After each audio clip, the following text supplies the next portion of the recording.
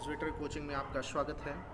और हम लोग अगले पॉपुलेशन इंटरेक्शन के अगले पड़ाव पर चलते हैं, और जहाँ पर हम लोगों ने प्रेडेशन को देखा, हम लोगों ने कंपटीशन को देखा। हम लोग अब पैरासिटिज्म देखते हैं। किसको देखते हैं बोलो? पैरासिटिज्म। और अगर पैरासिटिज्म का भी सिंबल आपसे पूछा जाए तो आप कहोगे प्लस और माइनस होता है। पैरासिटिज्म का सिंबल क्या होता है बोलिए? प्लस और माइनस। पैरासिटिज्म का सिंबल क्या है? प्लस और माइनस। चलिए हम लोग देखते हैं। लिखा है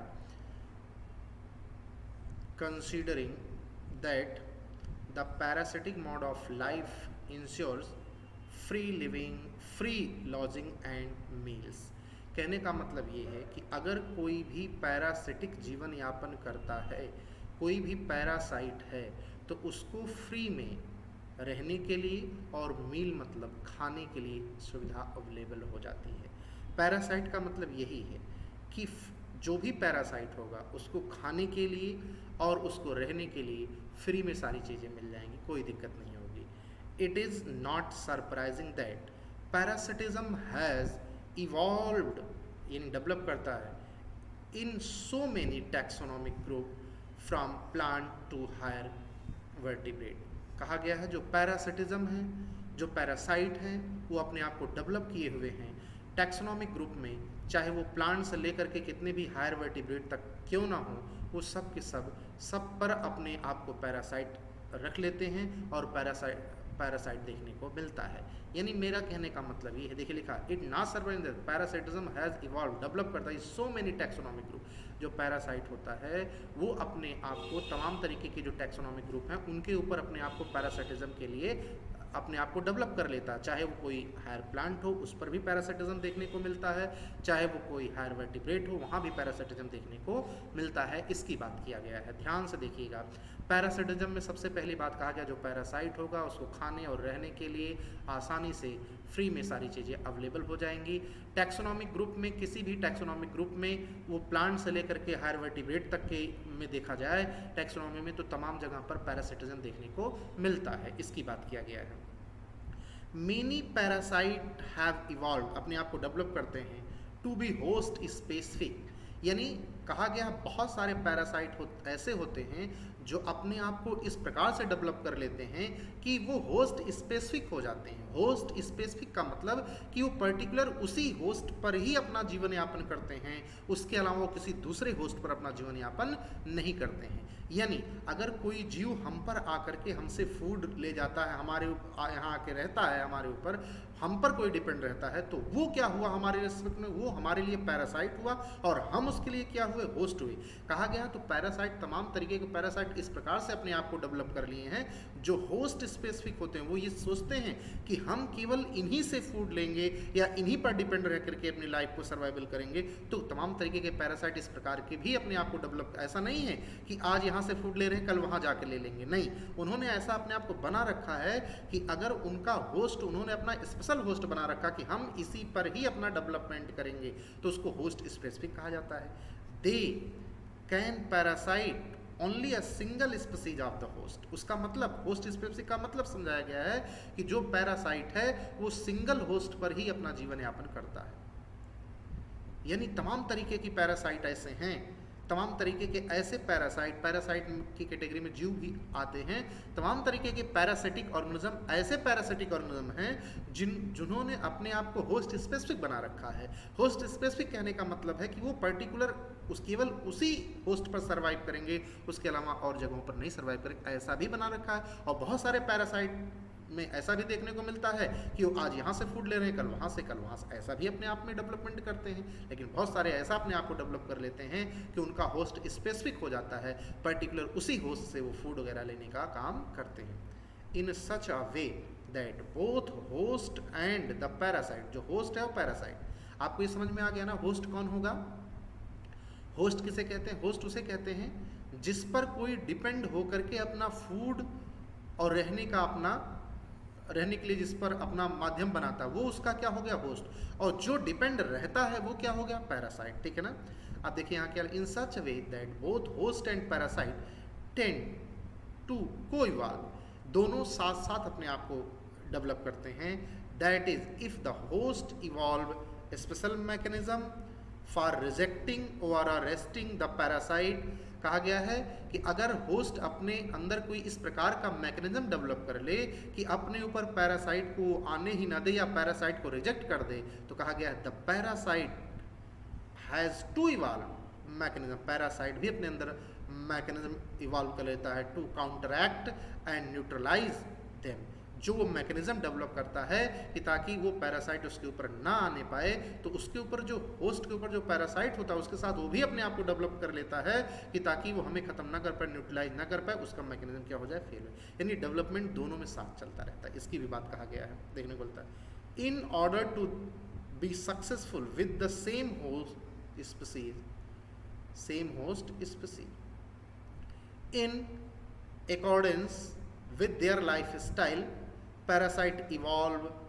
special adaptation, कहा गया है पैरासाइट, जो पैरासाइट होते हैं वो तमाम स्पेशल तरीके के एडाप्टेशन अपने अंदर कर लेते हैं। बहुत इंपॉर्टेंट है, यहाँ से आपको यहाँ से अंडरलाइन करना है और आपको देखना भी है।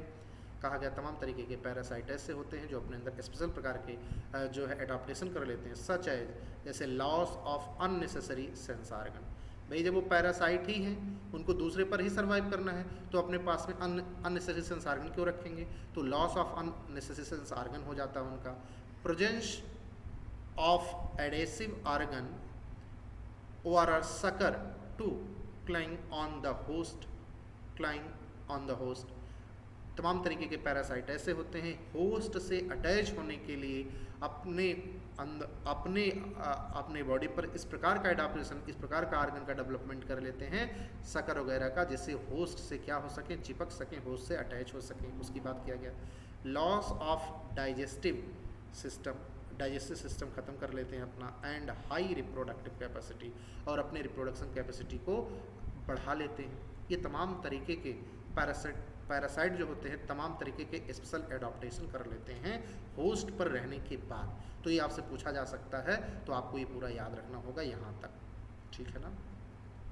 The life cycle of parasite are often complex, जो पैरासाइट की जो लाइफ साइकिल होती है ज़्यादा कॉम्प्लेक्स होती है, इन्वॉल्विंग वन और टू इंटरमीडिएट होस्ट। कहा गया जो पैरासाइट होते हैं उनकी लाइफ साइकिल कई बार कॉम्प्लेक्स हो जाती है। कहा गया पैरासाइट जो होते हैं अपने आप को डेवलप करने के लिए अपनी लाइफ साइकिल को 2 होस्ट में कंप्लीट करते हैं, ORR वेक्टर में कंप्लीट करते हैं। किस चीज़ के लिए, to facilitate parasitation of its primary host, ठीक है ना। जैसे द ह्यूमन लीवर फ्लूक, एक ह्यूमन लीवर फ्लूक है, लीवर फ्लूक का आप जानते हो, बताया गया इंपॉर्टेंट है, जो कि अपनी लाइफ साइकिल को 2 होस्ट में कंप्लीट करता है। और ह्यूमन लीवर फ्लूक क्या है, एक प्रकार का ट्रिमेटोड्स होता है जो पैरासाइट होता है, डिपेंड ऑन 2 इंटरमीडिएट होस्ट। तो आपसे पूछा जाएगा जो लीवर फ्लूक हैं उसके कितने, अपनी लाइफ साइकिल को कंप्लीट करने के लिए वो अपनी लाइफ साइकिल को कितने होस्ट में कंप्लीट करता है, कहा गया 2 होस्ट में कंप्लीट करता है। होस्ट एक होता है उसका होस्ट स्नेल एंड बोलो दूसरा क्या होता है fishes, to complete life cycle. तो जो बताया गया है जो लीवर फ्लूक नाम का ट्रिमेटोड्स पैरासाइट है अपनी लाइफ साइकिल को 2 होस्ट में कंप्लीट करता है, स्नेल और लिखा गया है एंड अब बोलो क्या फिश पे। आगे एक और पैरासाइट होता है, देखिए क्या लिखा गया है, the malarial parasite need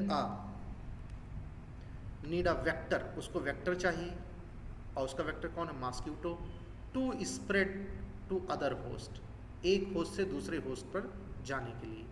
majority of the parasite harm the host, जितने जो ज़्यादातर के जो पैरासाइट होते हैं, मेजॉरिटी ऑफ द पैरासाइट, कुछ ही पैरासाइट ऐसे होते हैं कि जिसके ऊपर डिपेंड होते हैं उसको हार्म नहीं पहुंचाते हैं, नहीं तो ज़्यादातर पैरासाइट ऐसे होते हैं वो जिस होस्ट पर होते हैं उसको हार्म पहुंचाते हैं। और भैया आज का रीत भी यही है, आज का चलन भी यही है कि आप जिस पर डिपेंड होते हो, जो आपको सब कुछ देता है, लोग उसी का घाटा पहुंचाते हैं। ऐसा देखने को भी मिलता है रियल लाइफ में भी ना। तो ठीक है, देखिएगा ज़्यादातर केसेस में ऐसा कहा गया, जो ज़्यादातर पैरासाइट ऐसे होते हैं वो अपने होस्ट को नुकसान पहुंचाते हैं। कैसे, they may reduce the the survival, उनके सर्वाइवल को कम कर देते हैं, उनकी ग्रोथ को कम कर देते हैं, उनके रिप्रोडक्शन की कैपेसिटी को कम कर देते हैं। ऑफ द बोलो क्या होस्ट एंड रिड्यूज इट्स बोलो क्या पॉपुलेशन डेंसिटी। भैया जो होस्ट है अगर उस पर कोई पैरासाइट रहता है उसके ग्रोथ को रोक देगा, उसके सर्वाइवल को रोक देगा और उसके रिप्रोडक्शन को भी कम कर देगा। तो ज़रा मुझे बताइए उसकी पॉपुलेशन डेंसिटी कम हो जाएगी कि नहीं हो जाएगी? उसकी पॉपुलेशन डेंसिटी भी कम हो जाएगी, उसकी बात किया गया है। आगे देखिएगा, they might render the host more vulnerable to बोलो क्या predation by making its physically weak. इसकी बात आप बहुत more vulnerable to predation by making its बोलो क्या फिजिकल वीकनेस, जिससे फिजिकल वीकनेस आ जाती है। अगर किसी भी होस्ट पर कोई पैरासाइट है तो उससे उसको उस होस्ट पर क्या हो जाता है बोलो तो फिजिकल वीकनेस भी आ जाती है, ठीक है ना। Do you believe that the ideal parasite should be able to thrive within the without host without harming it? क्या आप कोई ऐसा पैरासाइट जानते हो जो आपकी बॉडी पर हो और वो आपको हार्म भी ना पहुंचाए? तो ऐसा आप जानते हो इकोलाई होता है, आपकी आंत में होता है और वो आपसे फूड लेता है लेकिन आपको कोई हार्म नहीं पहुंचाता है, तो उसके बारे में बातचीत किया गया है। ठीक है, then why did not natural selection lead to the evolution of such totally harmless parasite? यहाँ पर क्वेश्चन पूछा गया है कि क्यों इवोल्यूशन के दौरान यानी डेवलपमेंट के दौरान ऐसा क्यों नहीं हुआ कि जितने भी पैरासाइट हुए उन्होंने वो इस प्रकार से उनका डेवलपमेंट हुआ हो कि वो होस्ट को नुकसान ना पहुंचाए? इसकी बात किया गया है। आगे देखिएगा, यहाँ से ये काफ़ी इम्पॉर्टेंट है, बहुत ज़्यादा इम्पॉर्टेंट है, यहाँ आपको देखना ही पड़ेगा। पैरासिटिज्म को लिखा है parasite that feed on external surface. Feed on, ऐसे पैरासाइट जो एक्सटर्नल सरफेस पर रहते हैं उनको हम लोग क्या कहते हैं? Of the host organism are called, बोलो क्या कहलाता है? एक्टोपैरासाइट। इंपॉर्टेंट है, अगर आपसे पूछा जाएगा एक्टोपैरासाइट कौन होते हैं, कहोगे ऐसे होस्ट जिनकी बॉडी पर पैरासाइट उनके बॉडी के ऊपर होते हैं तो उनको हम लोग क्या कहते हैं? एक्टोपैरासाइट। लिखा parasite that feed on external surface of the host organism are called ectoparasite. अगर पूछा जाएगा पैरासाइट, ऐसे जीव जो अपने फूड के लिए होस्ट पर, होस्ट की बॉडी की सरफेस पर होते हैं, उनको क्या कहा जाता है? तो कहो उनको एक्टोपैरासाइट कहा जाता है। जब कोई पैरासाइट किसी होस्ट पर उसके बॉडी के अंदर ना हो करके बल्कि उसकी बॉडी के सरफेस पर होता है तो उसको क्या कहा जाता है? एक्टोपैरासाइट। आगे, the most familiar example of this group are, इसका एक्टोपैरासाइट का कहा गया है जो सबसे अच्छा एग्जाम्पल है, आपको ध्यान रखना पड़ेगा।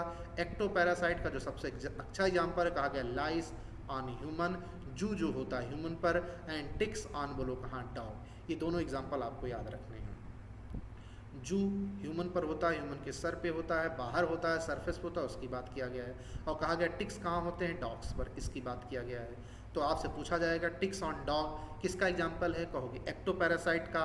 लाइस ऑन ह्यूमन ये किसका एग्जाम्पल है? एक्टोपैरासाइट का। आगे, many marine fish are infested with ectoparasite, और वो कहा गया कि कोपोड्स, इसको भी आपको ध्यान रखना है, ठीक है ना, इसको भी आपको ध्यान रखना है। दूसरा लिखा कस्कुटा, बहुत वेरी मोस्ट इंपॉर्टेंट।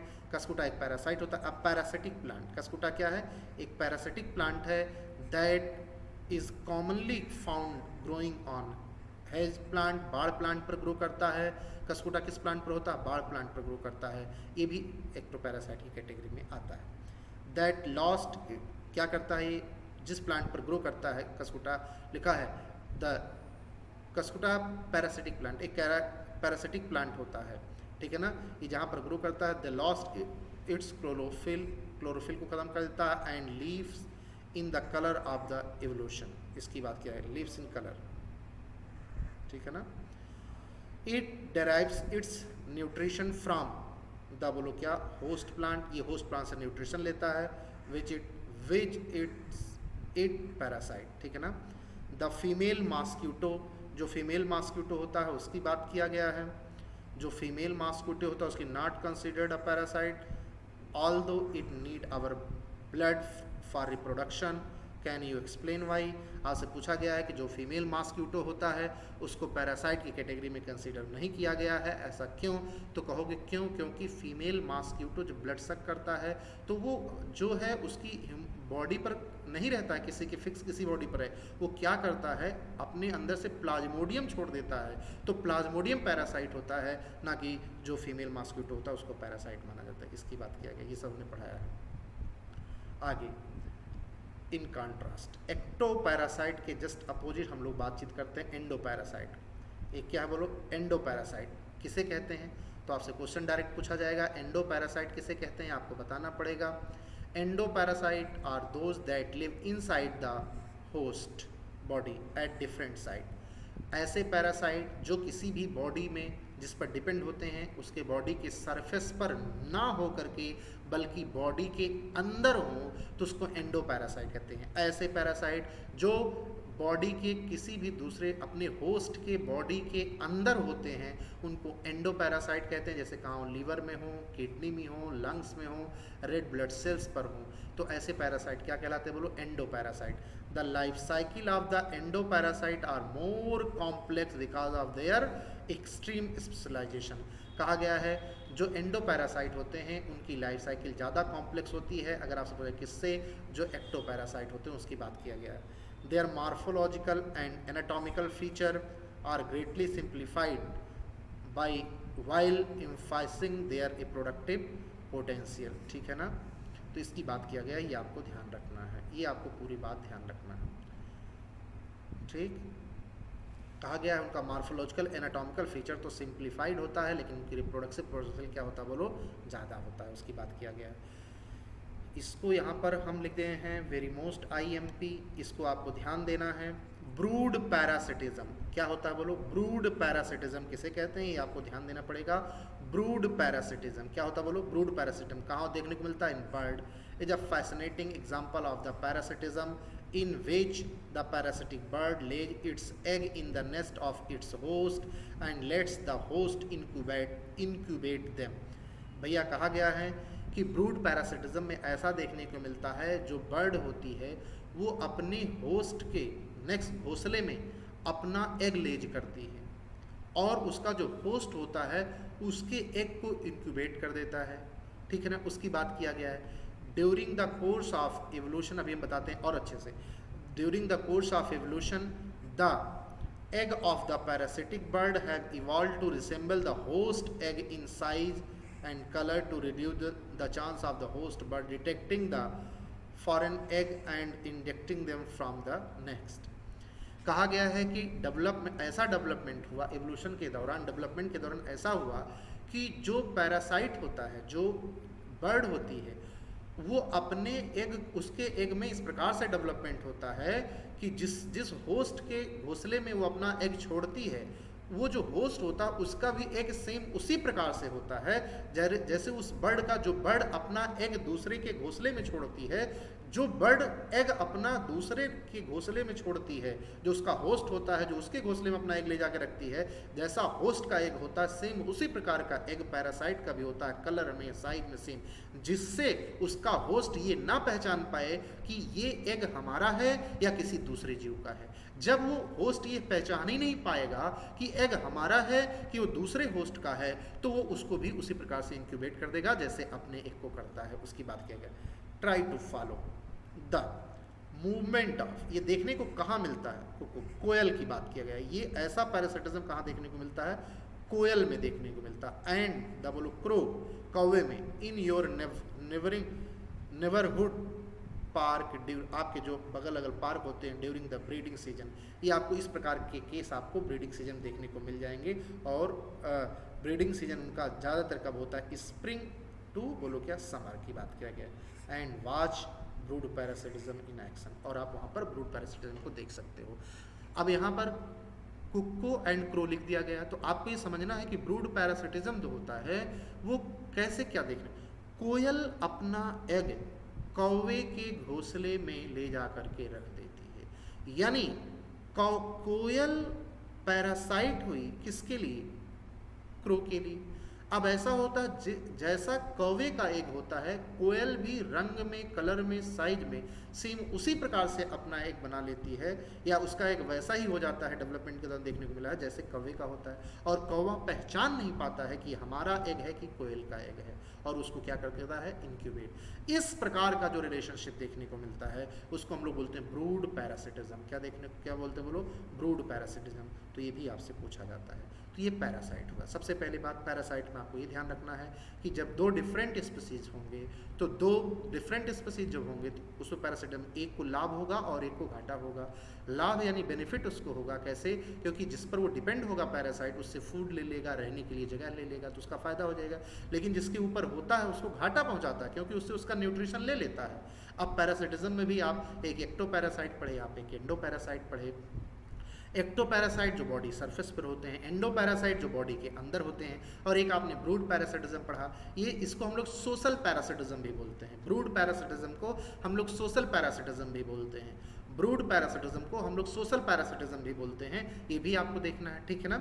तो अब इसमें क्या हुआ, कोयल के एग को क्रो इंक्यूबेट कर देता है। जैसा कोयल का एग क्रो के लिए क्या हो गया, एक पैरासिटिज्म हो गया, पैरासाइट हो गया। क्यों? क्योंकि वो कोयल अपने एग को खुद इंक्यूबेट नहीं कर रही, बल्कि जैसा कौवे का एग होता है सेम उसी प्रकार से अपने आप को बना लेती है और कौवे के घोंसले में रख देती है। कौवा उसको क्या करता है, वो इंक्यूबेट कर देता है। इस प्रकार का जो रिलेशन देखने को मिलता है उसको हम लोग ब्रूड पैरासिटिज्म कहते हैं। इसकी बात किया गया, इसको आप पूरा पढ़िएगा, देखिएगा ध्यान से, चीज़ें समझ में आएंगी। आगे हम लोग चलते हैं। कॉमन्सलिज्म मोस्ट इंपॉर्टेंट और नीट के पॉइंट ऑफ व्यू से बहुत ज़्यादा ये पूछा जाने वाला है। यहाँ से क्वेश्चन बहुत ज़्यादा बनता है, वेरी इंपॉर्टेंट की बात किया गया है। और कॉमन्सलिज्म में हम लोग जो यहाँ पर सिंबल होता है वो पॉजिटिव और जीरो होता है। सिंबल कैसा होता है बोलो, पॉजिटिव। यानी दो डिफरेंट स्पेस साथ रहेंगी, एक को तो क्या होगा, पॉजिटिव और जीरो की बात किया गया है। एक को तो लाभ होगा, दूसरे को साथ रहने से ना घाटा होगा ना लाभ होगा। तो वो इस प्रकार के रिलेशनशिप को कॉमन्सलिज्म बोला गया। लिखा है, this is the interaction in which one species benefits and other is neither harm nor benefit। भैया यहीं से उसको आप देख लीजिएगा। कॉमन्सलिज्म किसे बोलते हैं, कॉमन्सलिज्म किसे बोलते हैं? कहा गया कॉमन्सलिज्म का मतलब ये है कि दो डिफरेंट स्पीसीज साथ रहेंगी, साथ रहने के बाद एक स्पीसीज को तो लाभ होगा, जो दूसरी स्पीसीज होगी उसको घाटा भी नहीं होगा और उसको कोई लाभ भी नहीं होगा, उसको कोई बेनिफिट भी नहीं होगा। ये बात किया गया। ऐसा इंटरेक्शन जहाँ पर दो लोग तो साथ रहें, साथ रहने से एक को तो लाभ हो जाए लेकिन दूसरे को ना तो कोई घाटा हो ना तो कोई लाभ हो, इस प्रकार का जो इंटरेक्शन देखने को मिलता है उसको कॉमन्सलिज्म बोलते हैं। ये आपसे डायरेक्ट पूछा जाता है। An orchid growing as an epiphyte on, बोलो कहाँ, मैंगो ब्रांच। कहा गया ऑर्किड एक epiphyte, ईपी मतलब होता है ऊपर, फाइट मतलब प्लांट, मैंगो के प्लांट पर ग्रो करता है। एंड दूसरा एग्जाम्पल बताया गया बार्नेकल्स, इंपॉर्टेंट है दोनों। ऑर्किड जो यहाँ पर, ऑर्किड यहाँ पर कैसे epiphyte है तो क्या उसमें रिलेशन हो रहा है, और दूसरा बार्नेकल्स में, ये भी इंपॉर्टेंट है, आपको ध्यान देना होगा। ग्रोइंग ऑन, ये कहाँ पर बोलता, back of well. Benefit while neither the mango tree nor the, बोलो क्या, वेल डेराइव्स एनी अपीयरेंट बेनिफिट। कहा गया है ऑर्किड का प्लांट, ऑर्किड जो है मैंगो के प्लांट पर अपने आप को ग्रो कराता है, उससे उसको बेनिफिट मिलता है ऑर्किड को, लेकिन उससे मैंगो को कोई घाटा नहीं होता है और ना उसे कोई लाभ होता है। उसी प्रकार से दूसरा है बार्नेकल्स, वो कहाँ ग्रो करता है, वेल के बैक पर, यानी वेल की पीठ पर। लेकिन उससे ये देखा गया है कि जो वेल है उसको ना तो किसी प्रकार का घाटा हो रहा है ना तो किसी प्रकार का लाभ हो रहा है, किसको, वेल को। लेकिन बार्नेकल्स को क्या हो जा रहा है, फायदा हो जा रहा है, वो उसके बैक पर अपने आप को ग्रो करके अपना सर्वाइवल कर ले जा रहा है। तो आपको ये दोनों एग्जाम्पल पूछे जाते हैं, आपको देखना पड़ेगा। ऑर्किड अगर मैंगो प्लांट पर ग्रो कर रहा है तो किसका एग्जाम्पल होगा, कॉमन्सलिज्म का। किसको, ऑर्किड को तो लाभ मिलेगा लेकिन मैंगो प्लांट को कोई लाभ।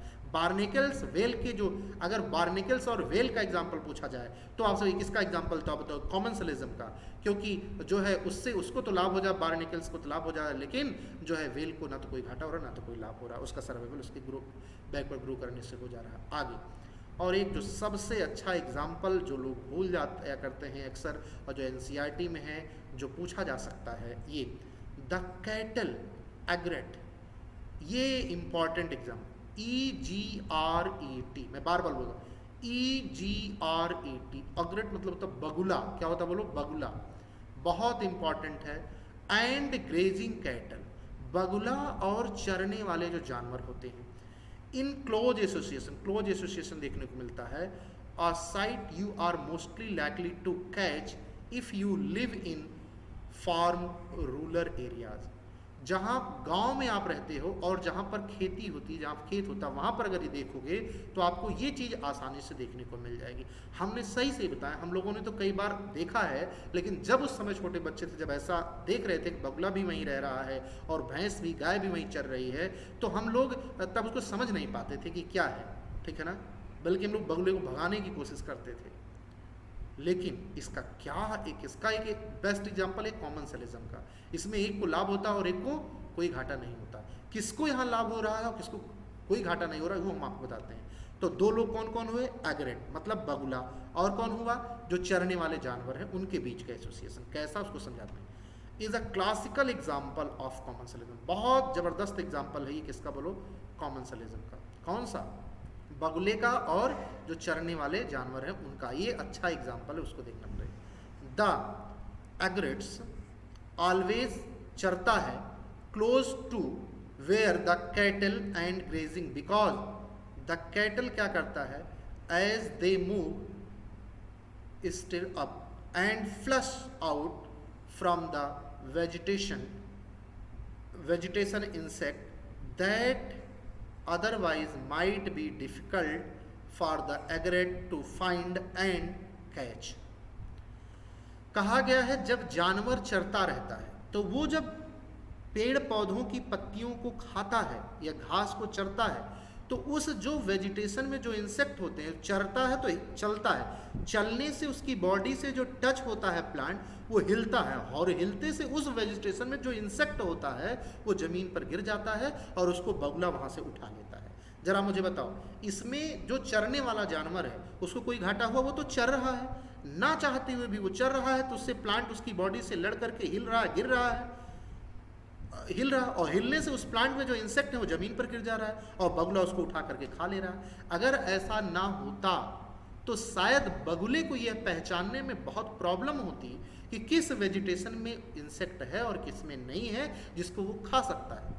अब भैंस या गाय चर रही है या बकरी चर रही है, वो चलती है तो उससे पेड़, वहाँ की जो घास होती है, घास फूस होती है, वो हिलती है और उसके बगल बगल में बगुला होता है। जब घास फूस हिलती है तो वहाँ पर या जो भी वेजिटेशन होता है, जब वो हिलता है तो उससे इंसेक्ट गिर जाता है, और इंसेक्ट के गिरने से बगुला वहाँ से उसको इंसेक्ट को उठा लेता है, खा लेता है। तो जरा मुझे बताइए, ज़बरदस्त एग्जाम्पल है कि नहीं कॉमनसेलिज्म। बगुले को तो फायदा हो गया, लेकिन चरने वाले जानवर को बगुले के होने से ना तो कोई घाटा है ना तो कोई लाभ है। तो ये कॉमनसेलिज्म का अच्छा एग्जाम्पल होगा, ये आप ध्यान रखिएगा। Another example of the commensalism is interaction between, दूसरा, ये सब बहुत ज़बरदस्त एग्जाम्पल है कॉमनसेलिज्म की। दूसरा जो कॉमनसेलिज्म का ज़बरदस्त एग्जाम्पल है उसकी बात किया गया, कॉमनसेलिज्म इज दैट इंटरेक्शन बिटवीन किसके किसके, सी anemone that has stinging tentacles and the clown fish. किसके किसके बीच दूसरा इंटरेक्शन कॉमनसेलिज्म में देखने को मिल रहा है? सी एनिमोन और क्लाउन फिश के बीच। कैसा, क्या है देखिएगा, दैट लिव्स एमंग देम, जो सी एनिमोन का टेंटाकिल होता है, उस टेंटाकिल के बीच में, जैसे मान लो ये टेंटाकिल है, ये हमारा हाथ देख रहे, ये टेंटाकिल है, ऐसे वो है, और इस जगह पर, पर्टिकुलर इस जगह पर वो क्लाउन फिश रहती है। उससे क्या होता है, the fish get protection from the predator which stay away from the stinging tentacles, thus the anemone, sea anemone does not appear to derive any benefit by the hosting the बोलो क्या, clown fish.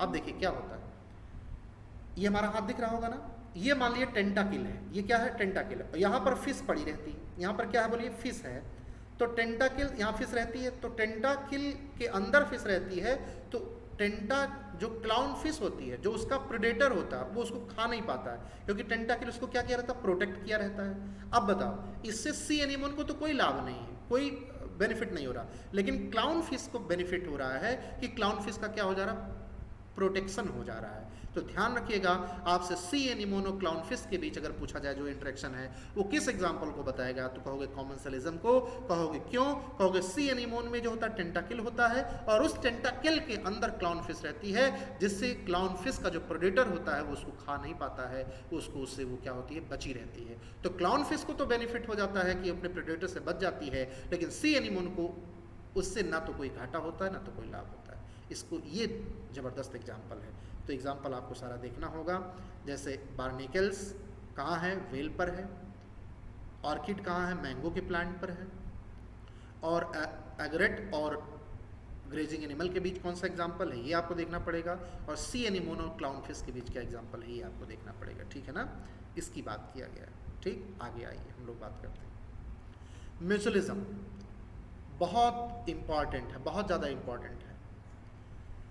Mutualism को जो इस प्रकार के interaction, इस प्रकार के रिलेशन में हम लोग देखते हैं, जो दो डिफरेंट स्पीसीज होती हैं, दोनों को साथ रहने से एक दूसरे को लाभ होता है, दोनों को फायदा होता है। अगर दो डिफरेंट स्पीसीज साथ रहने से दोनों को एक दूसरे से फायदा होगा, इस प्रकार के इंटरेक्शन को हम लोग म्यूचुअलिज्म बोलते हैं। ये बहुत ज़्यादा इंपॉर्टेंट है, आपको पढ़ना ही है, आपको याद ही करना है। म्यूचुअलिज्म, दो डिफरेंट स्पीसीज साथ रहेंगी, साथ रहने से दोनों को बेनिफिट होगा, दोनों को लाभ होगा, उसको हम लोग म्यूचुअलिज्म बोलते हैं। ठीक है ना, आगे देखिए क्या लिखा है और हम इसको समझाने का। म्यूचुअलिज्म को हम लोग सिम्बायोसिस भी बोलते हैं, ध्यान रखिएगा। हमने आपको बताया, जब भी आप इस लेक्चर को लीजिए आप अपने साथ एनसीईआरटी जरूर रखिए और ध्यान से सुनिए। म्यूचुअलिज्म को हम लोग सिम्बायोसिस भी बोलते हैं और म्यूचुअलिज्म को हम लोग को इवोल्यूशन के नाम से भी जानते हैं, ये ध्यान रखिएगा। दिस इंट्रैक्शन कन्फर्म्स, देखिएगा difference of benefits on both the interacting species. इस इंट्रैक्शन में क्या होता है, जो दो डिफरेंट स्पीसीज रहती है उससे दोनों को बेनिफिट मिलता है। कन्फर्म बेनिफिट ऑन बोथ, यहाँ लिखा है ना, बोथ द इंटरेक्टिंग स्पीसीज। दो डिफरेंट स्पीसीज साथ रहती हैं तो साथ रहने से दोनों को लाभ होता है, उसकी बात किया गया है। अब लाइकेन देखिए, ये किसका एग्जाम्पल होता है, म्यूचुअलिज्म का। क्या lichen represent N intimate mutualistic relationship between, किसके किसके बीच होता है, फंगस एंड फोटोसिंथेटिक एल्गी, या उसी को हम लोग कहते हैं साइनोबैक्टीरिया। आपसे पूछा है फंगस और फोटोसिंथेटिक एल्गी या साइनोबैक्टीरिया के बीच एसोसिएशन होने से जो बनता है उसको क्या कहते हैं, लाइकेन कहते हैं। और ये किसका एग्जाम्पल होता है, आपको बताना पड़ेगा म्यूचुअलिज्म का। किसका एग्जाम्पल होता है, बोलो, म्यूचुअलिज्म का। लाइकेन किसका एग्जाम्पल है, म्यूचुअलिज्म का या सिम्बायोसिस का, आपको ये जानना है। सिमिलरली द माइकोराइजा, ये किसका एग्जाम्पल होता है, आपको बताना पड़ेगा किसका एग्जाम्पल होता है, बोलो, म्यूचुअलिज्म का। माइकोराइजा किसका example, mutualism. Mycorrhiza are association between fungi and the, बोलो, किसके किसके बीच का association, root of higher plant. ये भी आपको याद करना पड़ेगा, जो माइकोराइजा का एसोसिएशन बना वो किसके किसके बीच होने से बना, तो कहोगे फंगस और हायर प्लांट के बीच। जब फंगस और हायर प्लांट साथ रहते हैं तो जो उनके बीच जो एसोसिएशन बनता है माइकोराइजा एसोसिएशन कहलाता है। तो सबसे पूछो माइकोराइजा किसका एग्जांपल है, तो कहोगे म्यूचुअलिज्म का। और किसके किसके बीच एसोसिएशन होता है माइकोराइजा बनता है, कहोगे fungi and root of higher plant के साथ। लाइकेन फंगस और फोटोसिंथेटिक एल्गी के साथ। फंजाई और रूट ऑफ हायर प्लांट के साथ बनता है तो क्या बनता है, माइकोराइजा बनता है। इसकी बात किया गया। The fungi help the plant, बता रहा है क्या कैसे लाभ होता है, plant in the absorption of essential nutrition.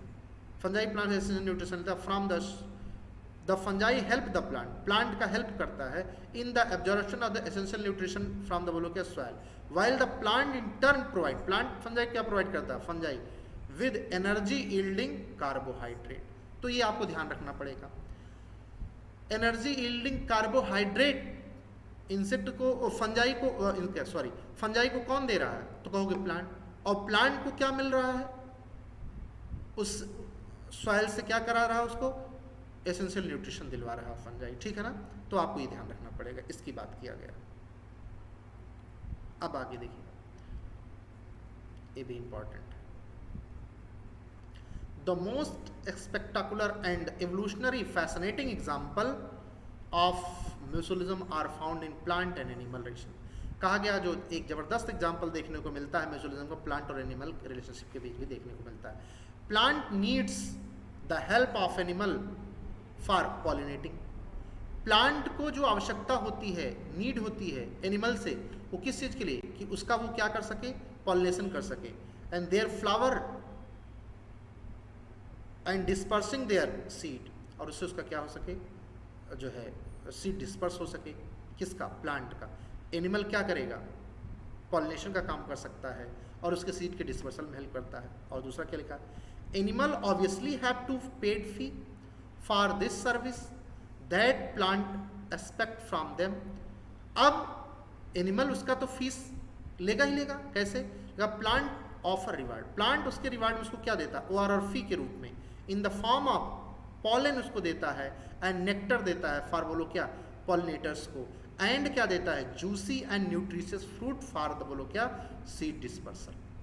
तो आपको ध्यान देना है, एनिमल को उससे क्या मिलता है, जूसी न्यूट्रिशियस फ्रूट मिलता है, और उससे प्लांट का क्या हो जाता है, कहा गया उससे प्लांट, एनिमल क्या कर देता है, प्लांट का जो है उसका पॉलिनेशन कर देता है, उसका सीड डिस्पर्सल कर देता है, उसकी बात किया गया। But the mutually beneficial system should also be safeguard against cheaters. बहुत इंपॉर्टेंट बात लिखी गई, इस बात को आपको समझना पड़ेगा। कहा गया है कि म्यूचुअलिज्म में जो प्लांट और एनिमल के बीच जो म्यूचुअलिज्म हो रहा है, जो दोनों एक दूसरे को बेनिफिट पहुंचा रहे हैं, उसके बीच ये ध्यान देना ही होगा कि किसी भी कीमत पर वहां चीटर की असुरक्षा की भावना नहीं होना चाहिए, वहां सुरक्षा की भावना होनी चाहिए, कोई वहां किसी से एक दूसरे से चीटिंग ना करे। For example, animal that try to steal nectar चुराने का काम कर सकता है विदाउट एडिंग इन द बोलो क्या, पॉलिनेशन। वहां ये कहा जाता है कोई किसी से चीटिंग नहीं करेगा, यानी आप नेक्टर ले लिए बिना पॉलिनेशन किए, ऐसा संभव नहीं हो सकता। आगे, now you can see why plant and animal interaction often involve को इवोल्यूशन ऑफ द म्यूचुअलिस्ट। इसी नाते म्यूचुअलिज्म को जो बोला जाता है उसमें कहा जाता है कि दोनों को इवोल्यूशन भी कहा जाता है, दोनों का डेवलपमेंट साथ साथ होता है, इन दोनों एक दूसरे को बेनिफिट साथ साथ पहुंचाते रहते हैं। और दो डिफरेंट स्पीसीज होंगी, दोनों साथ होंगी, दोनों साथ रहते हुए दोनों एक दूसरे को बेनिफिट पहुंचाएंगी, उसको हम लोग को इवोल्यूशन कहते हैं। That is the evolution of the flower and its बोलो क्या, pollinators species are tightly linked to one another. इस प्रकार से जो पॉलिनेटर्स होते हैं और जो उनका जो जिस प्लांट जो पॉलिनेटर करने का काम करते हैं जिस प्लांट का, वो दोनों एक दूसरे से बहुत क्लोजली रिलेटेड होते हैं, एक दूसरे टाइटली बाउंडेड होते हैं। इन मेनी स्पीसीज ऑफ, अब एग्जाम्पल समझाना शुरू किया, बहुत ध्यान से देखिएगा, बहुत ध्यान से। आपसे डायरेक्ट क्वेश्चन पूछा जाता है, ऑफ फिग ट्री, कौन सा ट्री है, fig tree, there is a tight 1-to-1 relationship with the pollinators species of बोलो क्या, वेस्प। अब प्लांट कौन है, फिग ट्री है, और उसका एनिमल कौन है, यानी उसका जो पॉलिनेशन करने का काम कौन करेगा, वो कौन होगा, वेस्प, बर्ड जिसको बोलते हैं, ठीक है ना, वेस्प ये हैं। ध्यान रखिएगा, फिग ट्री और वेस्प के बीच जो रिलेशन देखने को मिलता है वो किसका एग्जाम्पल है, कहोगे फिग ट्री और वेस्प के बीच जो रिलेशन देखने को मिलता है वो म्यूचुअलिज्म का एग्जाम्पल है। कैसे, देखो, it means that a given fig species can be pollinated only by its partner wasp species and no other species। कहा गया फिग ट्री का पॉलिनेशन केवल और उसी से होगा, उसका जो पार्टनर वेस्प है उसी से होगा, और किसी दूसरी स्पीसीज से वो पॉलिनेशन नहीं कराएगा। कौन, फिग ट्री। अब देखिए कितना क्लोजली दोनों का एक दूसरे का रिलेशन है।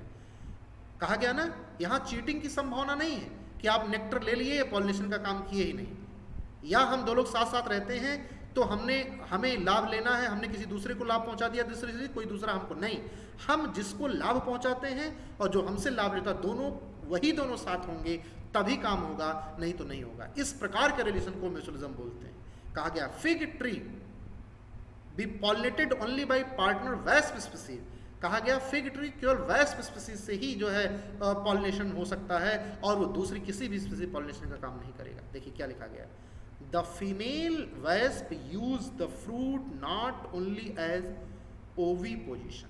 कहा गया है जो फीमेल वेस्प है, जो वेस्प की स्पीसीज है, वो केवल और केवल फिग ट्री से फ्रूट ही नहीं लेती है बल्कि एग लेज करने के लिए स्थान साइट भी लेती है, but uses the developing seed with in the बोलो क्या फ्रूट फॉर बोलो क्या नरिशिंग, और सीड जो फ्रूट के अंदर सीड का डेवलपमेंट होता है उसको अपने नरिशमेंट के लिए भी लेती है, बोलो कब, इट्स लार्वा के लिए, अपने लार्वा के लिए। देख लीजिए क्या लिखा गया है, बहुत इंपॉर्टेंट है। फिग ट्री और वेस्प के बीच, बर के बीच जो रिलेशन देखने को मिलता है उसको हम लोग क्या कहते हैं, म्यूचुअलिज्म का एग्जाम्पल बोलते हैं। किसका एग्जाम्पल बोलते हैं, म्यूचुअलिज्म का। कहा गया है कि फिग ट्री का पॉलिनेशन केवल और केवल वेस्प स्पीशीज से होगा, उसके अलावा और किसी से नहीं होगा। कहा गया फिग ट्री केवल फ्रूट और फ्रूट नहीं लेता है और केवल एग लेज करने के लिए स्थान नहीं लेता है, बल्कि उसके अंदर जो फ्रूट के अंदर सीड का डेवलपमेंट होता है अपने लार्वा के डेवलपमेंट के लिए उसके सीड का भी यूज करता है। इसकी भी बात किया गया है। The wasp pollinates the fig inflorescence, wasp क्या करता है, फिग का जो इन्फ्लोरेसेंस होता है उसको पॉलिनेट कर देता है, पॉलिनेशन करने का काम होता है, वाइल सर्चिंग फॉर बोलो क्या सुटेबल एग लेइंग साइट, और जब वो अपने एग लेज करने के लिए सुटेबल साइट खोज रहा होता तो उस समय उसको क्या कर देता है, बोलो पॉलिनेट कर देता है। इन रिटर्न, उसके रिटर्न में, for the favour of pollination the fig offer the wasp some of its developing seed as food for developing wasp larva. अभी समझ में आया। वेस्प क्या करता है, वेस्प पॉलिनेशन कर देता है किसका, फिग ट्री का, और फिग क्या करता है उसके रिस्पेक्ट में, फिग ट्री अब उसको क्या देता है, किसको, वेस्प को क्या देता है, कहा गया है अपने सीड को डेवलप करके फूड के रूप में जो वेस्प का लार्वा होता है उसके लिए देता है। ठीक है ना, ये दो बातें ध्यान रखिएगा। फिग ट्री और वेस्प को एक दूसरे को क्या बेनिफिट मिलता है उसकी बात किया गया है, तो आपको ये बताना पड़ेगा, बहुत इंपॉर्टेंट बात है। फिग वेस्प क्या करता है, फिग ट्री का पॉलिनेशन कर देता है और उसके रूप में फिग ट्री क्या देता है, फूड दे देता है, उसके लार्वा के डेवलपमेंट के लिए अपने सीड को फूड के रूप में दे देता है, उसकी बात किया गया। और अगला एग्जाम्पल और भी ज़्यादा महत्वपूर्ण हो जाता है, इसको देखिएगा, बहुत ज़्यादा इंपॉर्टेंट, बहुत ज़्यादा important. Orchids show up bewildering diversity of floral partner, many of which have evolved to attract the right pollinators insect। अब ऑर्किड के पॉलिनेशन करने का काम कौन करता है, बी करता है, और कौन करता,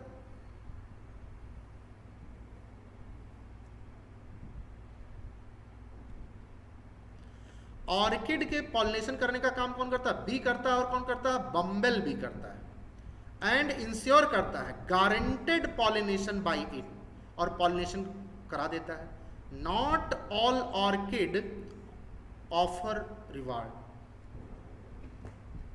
सॉरी एक मिनट रुकिएगा, लैपटॉप डिस्चार्ज होने वाला है, इस नाते हम उनको सोच रहे बुला लें ताकि लैपटॉप डिस्चार्ज ना हो पाए।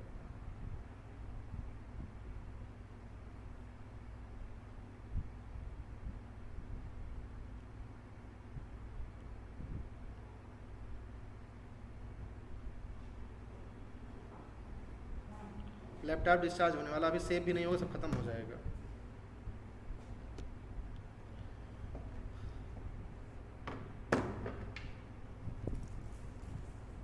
फैन बंद कर दो, 5 मिनट पर बचा है।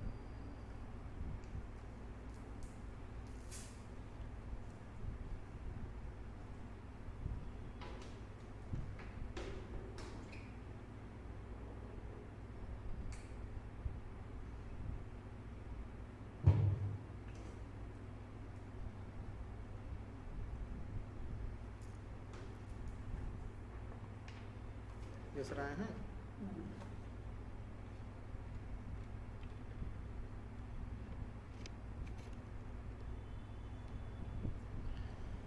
देखिए, अब हम लोग जो म्यूचुअलिज्म पढ़ रहे हैं वो ऑर्किड में पढ़ रहे हैं, और कैसे, ऑर्किड और बी एंड बम्बल बी के बीच की बात किया गया है,